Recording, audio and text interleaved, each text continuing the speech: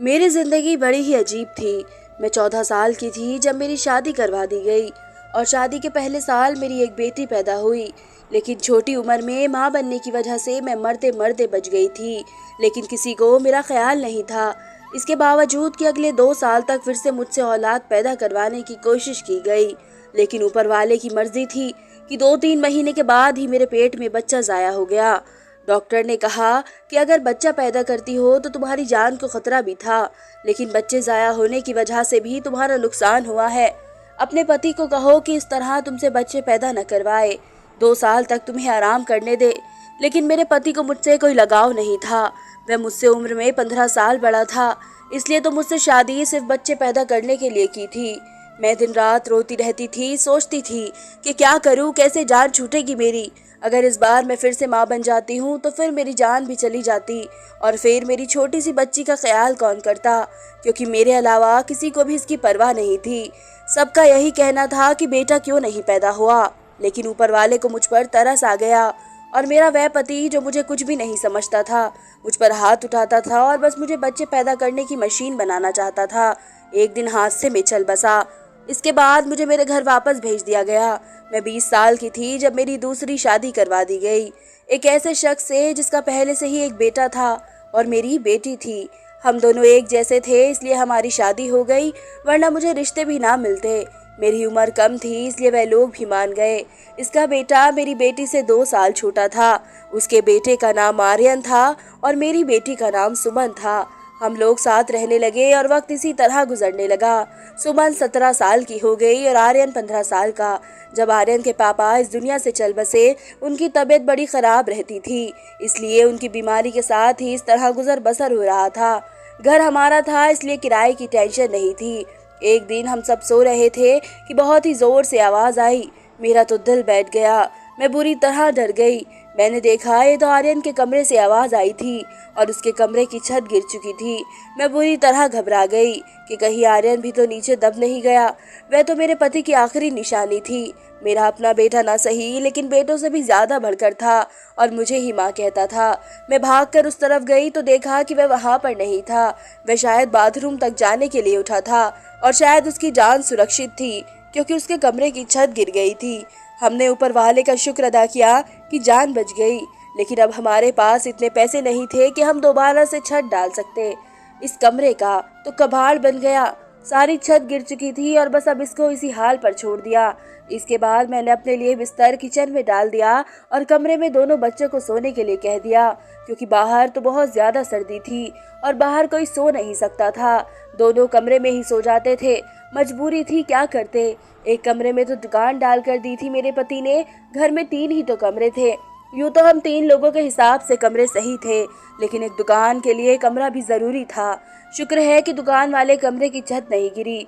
मजबूरी थी, क्या कर सकते थे, गुजारा तो करना ही था। एक दिन मेरा बेटा बेटी के कमरे में सोया हुआ था तो सुबह सुबह कुछ ऐसा हुआ कि मैं हैरान रह गई। आर्यन तो उठकर नाश्ता करने भी बैठ गया, जबकि सुमन अभी तक जाग ही नहीं रही थी। लेकिन वह इतनी देर तक तो कभी भी नहीं सोती थी। उसकी आदत थी कि वह सुबह जल्दी जाग जाया करती थी। इसको आवाज दी तो वह उठ नहीं रही थी। थोड़ी देर के बाद मैंने इसको चेक किया तो पता चला कि वह बेहोश हो चुकी है। मैं बुरी तरह घबरा गई कि क्या हो गया है इसको। फौरन आर्यन को कहा कि मोहल्ले वाले डॉक्टर को बुला कर लाओ। डॉक्टर आया तो उसने ये कहा कि बेहोश हो गई है। लड़की काफी कमजोर है, खून की भी कमी है। कोई भारी काम न करवाए, इससे आराम करवाए और फल फ्रूट दूध वगैरह पिलाए, ठीक हो जाएगी। जब बेटी को होश आया तो मैंने पूछा कि क्या हुआ, तो कहने लगी कि बस ऐसे ही बैठे बैठे बेहोश हो गई थी। मैंने अपनी बेटी को कहा कि आज आराम करो, मैं इसके लिए नाश्ता बना कर लाती हूँ। जब मैं नाश्ता बनाकर कमरे में वापस आई तो वह कमरे में नहीं थी और कमरे के बिस्तर पर चादर भी नहीं थी। मैंने बाहर जाकर देखा तो वह इसी चादर को बैठ कर धो रही थी। मैं फौरन गुस्सा हो गई और मैंने कहा कि अभी अभी तुझे होश आया है और तू यहाँ पर बैठकर काम कर रही है। डॉक्टर ने कहा है कि आराम करना है, कुछ खाए पिएगी तो ठीक हो जाएगी। अरे फिर से काम करेगी, दोबारा बेहोश हो जाएगी, चल उठ यहाँ से। तो कहने लगी कि नहीं माँ, मुझे चादर धोनी है। बिस्तर पर बिछाने के लिए एक ही चादर है हमारे पास। मैंने कहा कि अचानक से चादर धोने का क्या भूत सवार हो गया है तेरे सर पर? इतनी तो चादर गंदी नहीं थी, छोड़ दे इसको, मैं खुद धो लूंगी। लेकिन मेरी बेटी ने मेरी बात न मानी और चादर को धोकर तार पर फैला दिया। इसके बाद ही नाश्ता किया, फिर थोड़ी देर के लिए सो गई। आर्यन तो फिर चला गया, इसको सिर्फ 10वीं तक ही पढ़ाई करवाई थी। अब तो वह एक किराने की दुकान पर काम भी क्या करता था। घर वाली दुकान में खुद ही चलाती थी। वैसे भी दुकान में ज़्यादातर बच्चे ही आते थे। दिन इसी तरह गुजर गया और आर्यन ने कहा कि मैं खाना खा कर आया हूँ। वह देर से आया था। सुमन पहले ही कमरे में जाकर सो चुकी थी। वह जाकर कमरे में सो गया। मैंने किचन में ही चारपाई डाली थी। जगह बदलने की वजह से नींद नहीं आ रही थी। अपने पति को याद कर रही थी। दूसरा पति बहुत अच्छा था, मुझे बहुत प्यार करता था। उसने कभी मुझे मेरी पिछली शादी का ताना भी नहीं दिया। मेरी बेटी को वह हमेशा अपनी बेटी समझता था और मैंने भी आर्यन को कभी ये नहीं बताया कि वह मेरा सौतेला बेटा है। इसने भी अपने हिस्से का प्यार मुझसे लिया।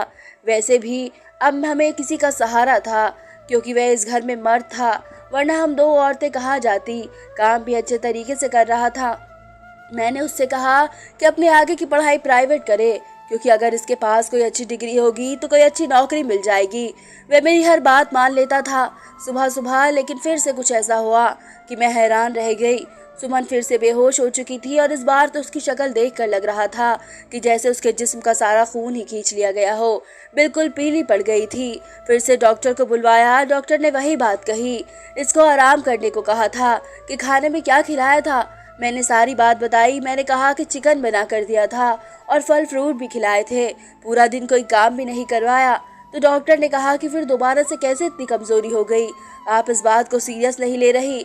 आपकी बेटी की जान को भी खतरा हो सकता है, क्योंकि इस तरह से अचानक बेहोश हो जाना और कई घंटे तक बेहोश रहना कोई मामूली बात नहीं है। डॉक्टर ने सख्ती से ये बात कही और वे वहाँ से चले गए। मैंने भी अपनी बेटी को जब होश में देखा तो उसे कहा कि तूने फिर से अब कोई काम किया तो मुझसे बुरा कोई नहीं होगा। लेकिन थोड़ी देर बाद ये देखकर मैं हैरान रह गई कि वह फिर से चादर को धो रही थी। इस बार तो मुझे दूर से देखकर हैरान रह गई, क्योंकि जो भी वह कर रही थी वह मुझे सब कुछ मालूम था। वह बेहोशी से उठकर चादर को क्यों धोना शुरू कर देती थी? ये सब कुछ क्या हो रहा था? तब से ही बेहोश हो रही थी जब से मेरे बेटे ने उसके कमरे में सोना शुरू किया था। मेरा बेटा उसके लिए गैर मर्द था, लेकिन बचपन से दोनों एक साथ पले बड़े थे। उन दोनों में तो बहन भाइयों से भी ज्यादा मोहब्बत थी। फिर ऐसा क्या हो रहा था कि मेरी बेटी की तबीयत दिन ब दिन खराब होती जा रही थी। वह जवान लड़की थी, अभी तो उसकी शादी भी नहीं हुई थी। जवानी में तो बहुत ताकत होती है। औरत का बेड़ा गर्क तो तब होता है जब वह बच्चे पैदा करती है, तो उसके अंदर बिल्कुल भी ताकत नहीं रहती। लेकिन जवान लड़कियां बेहोश होने लगी, ये तो कोई नॉर्मल बात नहीं थी। उसने चादर धोकर तार पर फैला दी और आसपास भी ऐसे देख रही थी कि जैसे मैंने उसे देखा तो नहीं। मैं किचन में खड़ी थी, ये सब कुछ देख रही थी। मैंने भी इसको जताया नहीं। लेकिन मेरी बेटी कर क्या रही थी? वह जाकर फिर से बिस्तर पर लेट गई और उसने अपने ऊपर ओढ़ने वाली चादर ओढ़ ली, ताकि मुझे पता न चले नीचे वाली चादर है या नहीं। मैंने इसको नाश्ता करवाया और दवाई भी दी। और दुकान अच्छी नहीं चल रही थी। हमारी दुकान पर कोई बड़ा ग्राहक नहीं आता था। सिर्फ बच्चे ही गोलियां टॉफियां लेने आते थे, जो 5 या 10 रुपए देकर चले जाते। इस तरह से तो काम नहीं चलने वाला था। मैं बहुत परेशान थी, लेकिन ये बात अपने बच्चों को नहीं बताई। आर्यन को कुछ भी नहीं बताया, क्योंकि वह पहले ही नौकरी कर रहा था और क्या करता।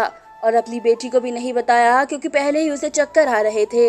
जाहिर है उसने किसी बात का दबाव तो लिया हुआ था। अब अगर ऐसे में ये बात भी बताती तो वो और भी ज़्यादा परेशान हो जाती। लेकिन मैं खुद बहुत परेशान थी। ऊपर से डॉक्टर ने कहा था कि बेटी को अच्छी चीज़ खिलाए, लेकिन घर में तो दाल रोटी के भी पैसे पूरे नहीं हो रहे थे। लेकिन एक दिन कुछ बहुत ही अजीब हुआ। मैंने अपने बेटे और बेटी को कुछ ऐसी बातें करते हुए सुना जिनकी मुझे बिल्कुल भी समझ नहीं आई। मेरे बेटे ने कहा, तुमने तो अभी से अपनी तबीयत खराब कर ली है, इस तरह तो नहीं चलेगा। अगर तुम्हें इतना मसला हो रहा है तो फिर हम ये सब नहीं कर सकते। मेरी बेटी ने कहा कि नहीं, मुझे ये काम करना है, इस तरह के मौके नहीं मिलते हैं। और मुझे क्या पता था कि मेरे साथ ये सब कुछ हो जाएगा। मुझे तो पता ही नहीं था कि मेरे अंदर इतनी भी जान नहीं है। मेरे बेटे ने कहा कि अब तो तुम्हें पता है ना, तुम्हारी जिंदगी को दांव पर नहीं लगा सकते। तो मेरी बेटी का कहना था कि नहीं, सिर्फ 2-4 हफ्तों की तो बात है, इसके बाद ये मौका नहीं मिलेगा। ये दोनों किस काम की बात कर रहे थे, किस मौके की बात कर रहे थे, क्या हो रहा था सब कुछ, उनकी बातों की कुछ समझ नहीं आ रही थी। एक दिन तो ये मंजर देखकर मैं हैरान रह गई कि सुबह सुबह ही मेरी बेटी ने चादर को फिर से धोकर दीवार पर डाला हुआ था और वे एक तरफ खड़ी होकर उल्टी कर रही थी। मैंने कहा कि क्या हो गया है तुम्हें? तो कहने लगी कि अचानक से मेरा दिल खराब हो गया है। मैंने कहा क्या मतलब है इस बात का, दिल खराब हो गया तुम्हारा? क्या खा रही हो तुम ऐसा, और चादर को बार बार क्यों धोती हो? क्या छुपा रही हो? अगर मुझे पता चला कि तुमने कोई ऐसी हरकत की है जिससे मेरी और तुम्हारे बाप की इज्जत दांव पर लग गई तो मैं तुम्हें कभी माफ नहीं करूंगी। मेरी बेटी हैरान रह गई। इसने कहा कि माँ, आप किस तरह की बातें कर रही हैं?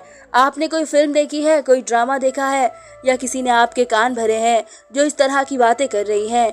मैं ऐसा क्या करूंगी? और अगर मैंने इस चादर को धोया है तो क्या हो गया? गंदी हो गई थी तो धो दी मैंने। और आपको पता ही है कुछ दिन से मेरी तबीयत खराब है, दवाइयाँ खाने की वजह से मेरे पेट में भी प्रॉब्लम हो रही है। अगर मुझे उल्टी आ गई तो इसका और कोई मतलब नहीं है। मेरी बेटी मुझसे किस तरह से बात कर रही थी। मैंने उसके मुंह पर थप्पड़ दे मारा और वह जमीन पर गिर गई। वहीं पर मेरा बेटा भी आ गया। उसने कहा कि माँ, आप क्या कर रही हैं? आपने इस पर हाथ क्यों उठाया? तो मैंने कहा हाँ, मैंने मारा है। अच्छा किया ना, मुझको इस पर हाथ उठाना चाहिए था। लेकिन अभी मैं पूरी तरह से बात की तह तक नहीं पहुंची हूँ। जिस दिन मुझे पता चल गया तुम दोनों के बारे में, इस दिन देखना। अभी मुझे खुद पता नहीं कि मुझे क्या हो गया था। मेरे दिल में जो बात आ रही थी मैंने वही बोल दी, जबकि मुझे इस तरह नहीं करना चाहिए था। रात को अचानक मेरी आंख खुल गई और मैंने देखा कि मेरे बच्चों के कमरे की लाइट ऑन थी। इस वक्त क्या कर रहे थे? उनको तो इस टाइम सो जाना चाहिए था और मुझसे तो शाम को कह रहे थे आज हम जल्दी सो जाएंगे। मैं जब कमरे के करीब गई तो वे जो ना सिर्फ जाग रहे थे बल्कि बातें भी कर रहे थे। किसी बात पर बहुत ज़्यादा खुश हो रहे थे। मेरा बेटा कह रहा था कि तुम तो बहुत खुशकिस्मत हो, तो वो कहने लगी कि हाँ, खुशकिस्मत हूँ, लेकिन अभी कल फिर मेरी तबीयत खराब हो जाएगी। माँ को परेशान देखकर अच्छा नहीं लग रहा है। उनको क्या कहे कि ये किस वजह से तबीयत खराब हो रही है। मैं उनकी बातें सुनकर हैरान रह गई। आज मुझसे रहा नहीं गया। मैंने कमरे को दरवाजे को खोलने की कोशिश की तो बहुत हैरान रह गई। उन्होंने दरवाजे को अंदर से बंद क्यों किया था? क्या वजह थी दरवाज़ा बंद करने की? क्या ज़रूरत थी? वैसे भी अब मौसम बदल रहा था, उनको दरवाज़ा खोल कर सोना चाहिए था। मैंने दरवाजे पर बार बार दस्तक देना शुरू कर दिया, लेकिन इस तरह से दस्तक देने के बावजूद भी उन लोगों ने दरवाज़ा खोलने में आधा घंटा लगा दिया। और उसके बाद जब मैंने कमरे में देखा तो उनके अलावा कोई भी नहीं था और वो दोनों ऐसी शक्ल बनाकर बैठे थे कि जैसे हम नींद से जाग गए हैं। मैंने कहा कि झूठ नहीं बोला करो, तुम लोग जाग रहे थे और बातें कर रहे थे। उन्होंने कहा कि हम जिस टाइम जागेंगे और बातें क्यों करेंगे, हमारा कौन सा कल पेपर है जो हम तैयारी कर रहे थे। हम लोग तो सो रहे थे। मुझे उन दोनों की हरकतें समझ नहीं आ रही थी। मेरे पास बोलने के लिए कोई बात नहीं थी, क्योंकि वह दोनों तो ऐसे ही बैठे थे जैसे नींद से जागे हो। इसके बाद मैंने उनको कुछ नहीं कहा और वहाँ से चली गई। लेकिन मैं समझती थी कि कोई ना कोई गड़बड़ ज़रूर है। ये दोनों मुझसे कोई बात छुपा रहे हैं। मैं ये देखकर हैरान रह गई कि एक दिन मेरी बेटी के बाजू पर नील के निशान भी थे। ये तो जख्म के निशान थे। समझ नहीं आ रही थी इसे क्या लगा था। मैंने उससे पूछा तो उसने कहा कि छुरी लगी है, लेकिन छुरी उंगली पर लगती है, बाजू पर नहीं, और वह भी इतनी बार। मेरी बेटी मुझसे कोई ना कोई बात ज़रूर छुपा रही थी। कभी बेहोश हो जाती थी, कभी उसके जिस्म पर अजीब और गरीब किस्म के निशान होते थे, और कभी उठकर अपने बेड की चादर धोने लग जाती थी और मुझे कमरे में जाने नहीं देती थी। कभी मेरे बेटे से अजीब बातें करती थी और तबीयत उसकी आजकल वैसे ही ख़राब रहती थी। मेरा दिमाग जिस तरफ जा रहा था मैं इस तरफ सोचना नहीं चाहती थी। मेरी गलती थी, मैं आग और पानी को क्यों एक साथ रखा। मुझे ऐसा नहीं करना चाहिए था। मैंने सोच लिया कि मुझे क्या करना है। मुझे अच्छी तरह से समझ थी कि 10 साल की उम्र में उनका बिस्तर अलग कर दूं, तो फिर मैं कैसे सौतेले बहन भाई को एक ही कमरे में सुला रही थी। ये मेरी गलती थी, सरासर मेरी गलती। जब सगों के मामले में लोग ये कहते हैं तो मैं सौतेले भाई के बारे में ऐसा कैसे सोच सकती थी। मेरे दिमाग में बहुत ख्याल आ रहे थे कि अगर ये सच हुआ तो फिर सारा का सारा कसूर मेरा है। अब मैं अपने बेटे और बेटी पर नज़र रख रही थी। एक दिन मेरा बेटा मेरी बेटी को कोई चीज़ लाकर दे रहा था। मैं उनकी बात सुनने लगी। उसने कहा कि ये दवाई है तुम्हारे मसले के लिए, जो तुम्हें डॉक्टर दे रहा है। उससे तुम्हारी परेशानी ठीक नहीं होगी, उससे ये दवाई ले लो तो सब कुछ ठीक हो जाएगा। इसने मेरी बेटी को छुपा कर कोई गोलियां दी। मैं परेशान हो गई कि किस चीज़ की गोलियां दे रहा है, कौन सा मसला है जो ये दोनों हल करना चाहते हैं, और इसके बारे में मुझे कुछ नहीं पता। और ये दवाइयाँ कुछ अजीब सी क्यों लग रही है। मेरी बेटी ने भी वे दवाइयाँ फ़ौरन पकड़ ली और उनको अपने दुपट्टे के पल्लू में छुपा लिया। बेटे ने कहा कि रात को सोने से पहले खा लेना, तो फिर अगले दिन तुम बेहोश बिल्कुल भी नहीं होगी।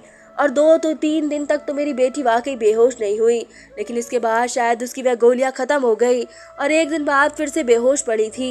मेरा बेटा भी घर पर नहीं था, इसलिए मैंने आज फ़ायदा उठाने के बारे में सोचा। मैंने बहुत संभाल कर वह चादर अपनी बेटी के नीचे से खींच ली और इसको तरीके से फोल्ड करके अपने कमरे में ले आई। मुझे खोल कर देखना था कि इस पर ऐसा क्या लगा होता है जिसकी वजह से मेरी बेटी से सुबह उठते ही धोना शुरू कर देती है, और यहाँ तक कि अपनी बीमारी का ख्याल भी नहीं करती। उसे दवाई लेने से ज़्यादा इस बात की टेंशन होती है कि पहले मैं इस चादर को धो लूँ। जब मैंने चादर को खोल कर देखा तो पहले तो मुझे कुछ नज़र नहीं आया, लेकिन जब मैंने गौर किया तो ये देखकर हैरान रह गई। इस चादर पर सफ़ेद सफ़ेद बाल थे और पूरी चादर बालों से भरी हुई थी। मुझे समझ नहीं आई कि ये किस चीज़ के बाल है, क्योंकि बिल्कुल सफ़ेद और छोटे छोटे थे। मैं हैरान हो गई थी, लेकिन मुझे बात समझ नहीं आई। मैं सोचती रही कि ये सब कुछ क्या है, किसने किया है और ये बाल किसके हैं। बेटे और बेटी की हरकतों पर नज़र रख रही थी, इसलिए सारा कुछ अपने दिमाग में सोच रही थी, लेकिन मैं किसी नतीजे पर नहीं पहुंची। फिर मेरी बेटी को ये पता चल ही गया कि चादर मैंने देख ली है, तो वे मेरे पास आकर बैठ गई और कुछ अजीब सी घबराई हुई नज़र आने लगी। इसके बाद मैंने उससे पूछा कि क्या बात है, क्यों परेशान लग रही हो। तो उसने कहा कि माँ, वह चादर आपने कहाँ रखी है, वह तो मैंने धोकर डाल दी है। तुम्हारी तबीयत खराब थी, तुम्हें इतना वहम हो रहा था तो मैंने खुद ही धो दी।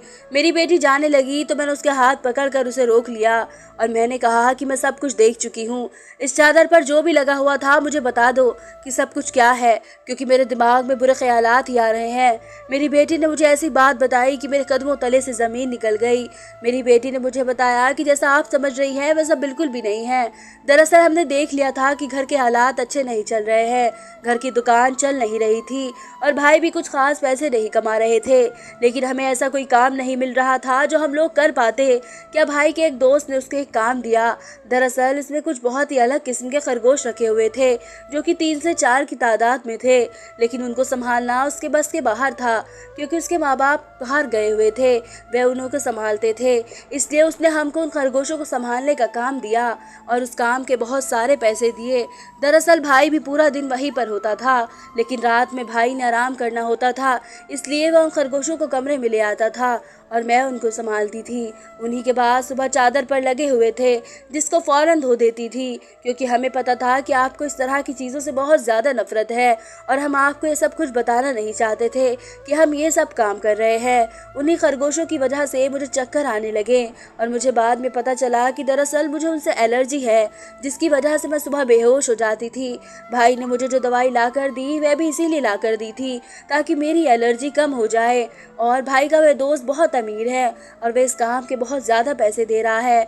वह दिन के हमें 4000 रुपये देता है और अब ये काम ख़त्म हो गया है। उसके माँ बाप वापस आ गए हैं और हमने इतने पैसे कमा लिए हैं कि हम उस कमरे का छत भी डलवा सकते हैं और घर का कुछ राशन भी ले सकते हैं। हमें पता है कि आपको पालतू जानवर पसंद नहीं है, इसलिए हमने आपको ये बात नहीं बताई थी, लेकिन आपने तो न जाने क्या क्या सोच लिया, हम पर इतना शक किया।